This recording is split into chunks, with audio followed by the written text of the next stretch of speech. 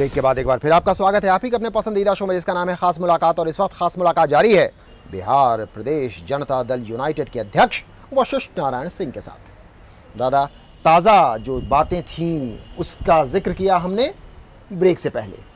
Break के बाद अब जानना चाहेंगे वशिष्ठ बाबू की, दादा की शख्सियत के बारे में। कौन सा है गांव, कैसे आपका बचपन गुजरा, कैसे शिक्षा दीक्षा हुई और फिर आगे की बात। हम डुमरांव में जी एक कोपवा गांव जी और वहीं मेरा जन्म हुआ और वहीं के स्कूल में प्रारंभिक 7वां क्लास तक मैंने शिक्षा प्राप्त किया। फिर 10वां तारीख तक राज हाई स्कूल है, वहाँ मैंने पढ़ाई की डुमरांव में। डुमरांव में। और फिर 11वीं कक्षा की परीक्षा मैंने दिया। वो KPHE स्कूल डुमरी है जो सिमरी के पास है, आरा जिला में मतलब रहने वाले। वो हाँ, आरा बक्सर जिला के। बक्सर जिला। तो वही मैंने किया, अच्छा अंकों से मैट्रिक पास किया और उसके बाद प्री यूनिवर्सिटी में पटना यूनिवर्सिटी, पटना कॉलेज में चले आया और इतिहास में मैंने यहीं से MA भी किया। तो ये पटना यूनिवर्सिटी से। पटना यूनिवर्सिटी से इतिहास में MA 60 के दशक में? नहीं, हमने 69 में किया। 69 में MA किया यहाँ से। और उसके बाद थोड़ा मेरे जीवन में कुछ चेंजेज आया, लेकिन हम प्राध्यापक भी बने। अच्छा, छात्र जीवन में रहते हुए इनकी सामाजिक राजनीतिक सक्रियता शुरू हो गई थी। MA तो किया 1969 में, लेकिन उससे पहले ही 63, 64, 65 में भी आप सक्रिय हो उठे थे। जरा वो बताएं छात्र जीवन के दौरान। ये 2 घटना मैं महत्वपूर्ण बताता हूँ। जी जी। मैं तीसरा क्लास में था जी। तो क्लास में फर्स्ट भी किया था और क्लास का मॉनिटर मुझको चुन दिया गया। तीसरा में? तीसरा क्लास।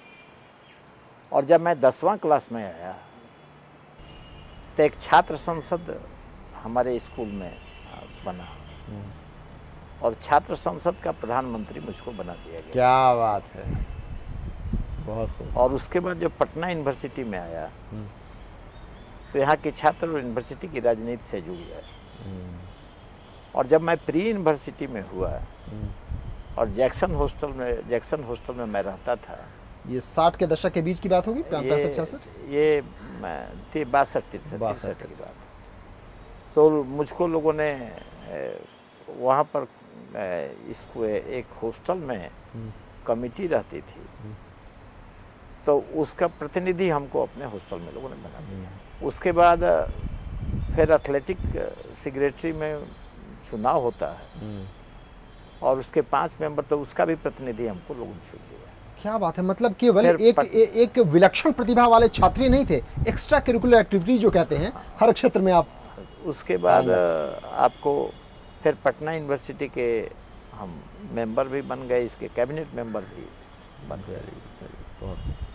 उसके बाद से मेरी राजनीति की छात्र राजनीति बढ़ती चली गई। जी। लेकिन आमतौर पर जो आज की दुनिया में लोग जानते हैं, आज की तारीख में जो लोग जानते हैं कि जो सबसे बड़ा आंदोलन माना जाता है वो जयप्रकाश नारायण के नेतृत्व में इमरजेंसी के आसपास 70 के दशक वाला आंदोलन था। और ज़्यादातर बड़े बड़े नेता उसी के उपज हैं, चाहे वो लालू प्रसाद यादव हो, नीतीश कुमार हो, सुशील कुमार मोदी हो। लेकिन दादा तो उससे पहले ही सक्रिय हो चुके हैं।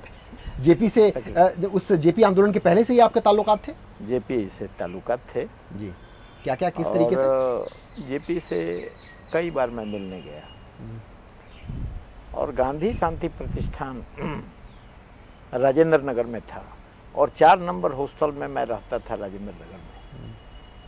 तो हमारा दैनिक कार्यक्रम था गांधी शांति प्रतिष्ठान में आना, वहाँ मैगजीन पढ़ना, वहाँ पेपर पढ़ना, फिर चर्चा। और एक और बात हमें सुनने में आई कि इतने सारे अखबार और मैगजीन पढ़ा करते थे दादा अपने छात्र जीवन में भी कि लोग दंग रह जाते थे। ऐसा ये मैं बहुत चर्चित था इस मामले में और इस पर मुझ पर मजाक भी होता था।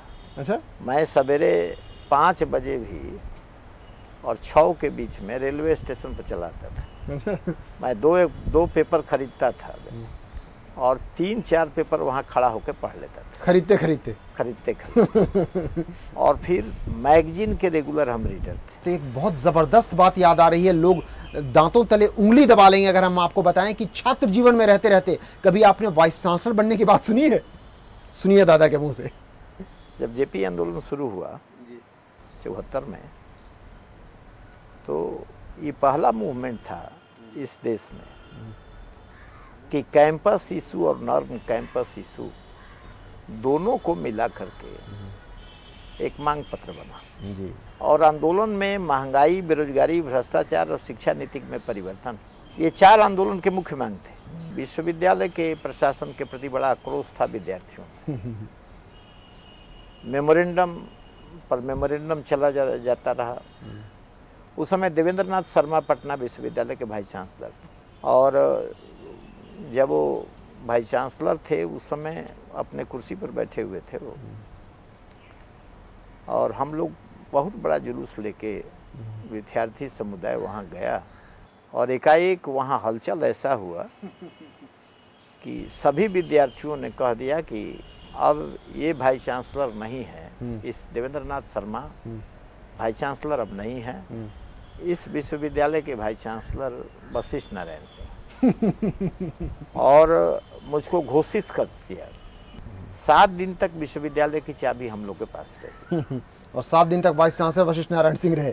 माने बंद था, कार्यालय बंद था, आक्रोश था, कार्यालय बंद था। लेकिन हम एक विशेष सूचना में आपको खबर दे रहे हैं कि जिस समय विश्वविद्यालय की चाबी आई या विश्वविद्यालय बंद रहा 7 दिन, पूरे तरीका से रात्रि में हम लोगों ने अपने कुछ महत्वपूर्ण साथियों को लगाया कि कम से कम विश्वविद्यालय का जो कार्यालय है वो कार्यालय की तहकीकात हर समय रात्रि में किया जाए कि कोई मिसक्रिएंट्स कोई काम नहीं करते।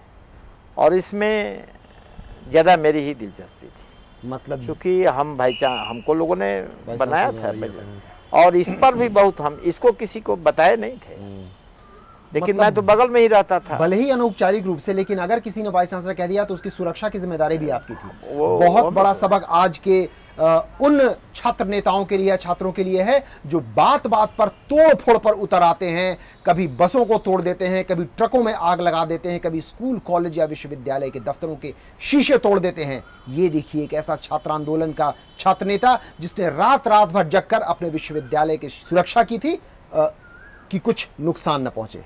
तो ये एक सबक है आज की तारीख में, आज के छात्र नेताओं के लिए। यहां पर खास मुलाकात में वक्त हो चला है एक छोटे से ब्रेक का, लेकिन ब्रेक के बाद भी कई रोचक जानकारियां वशिष्ठ नारायण सिंह के बारे में आप तक पहुंचानी बाकी हैं। कैसे 77 के उस ऐतिहासिक परिवर्तन में, जहां दिल्ली से लेकर पटना तक हुआ था परिवर्तन, कौन सा ऐसा काम था जो कि जयप्रकाश नारायण ने दिल्ली में किया और वशिष्ठ नारायण सिंह ने पटना में, हम आप तक पहुंचाएंगे सारी बातें इन्हीं की जुबानी इस छोटे से ब्रेक के बाद।